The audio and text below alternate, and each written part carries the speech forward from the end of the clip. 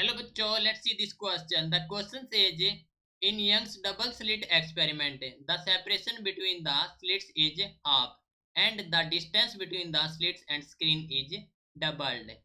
The new fringe width is option 1 unchanged, option 2 half, option 3 double, option 4 quadrupled.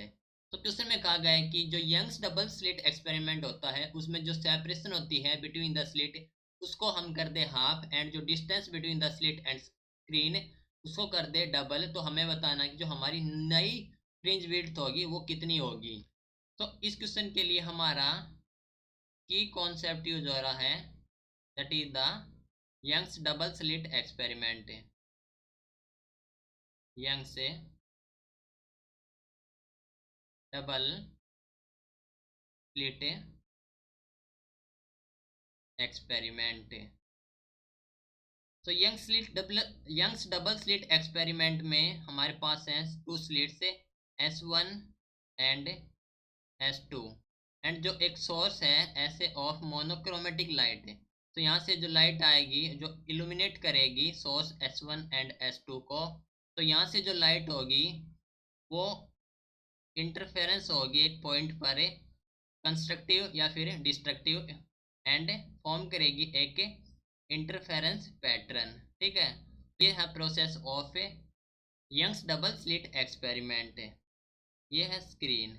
तो जो distance होती है between source and screen उसे हम डिनोट करते हैं कैपिटल डी से एंड जो डिस्टेंस होती है बिटवीन द स्लिट से वो होती है हमारे पास स्मॉल डी। ओके, तो हम जानते हैं कि जो हमारे पास रिलेशन होता है for the fringe width that is formula for fringe width which is equal to the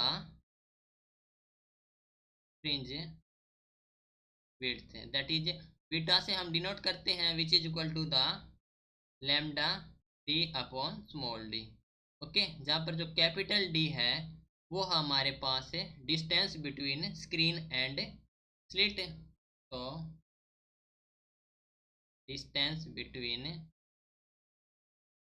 screen and slit से एंड जो स्मॉल डी है डिस्टेंस बिटवीन टू स्लिट से,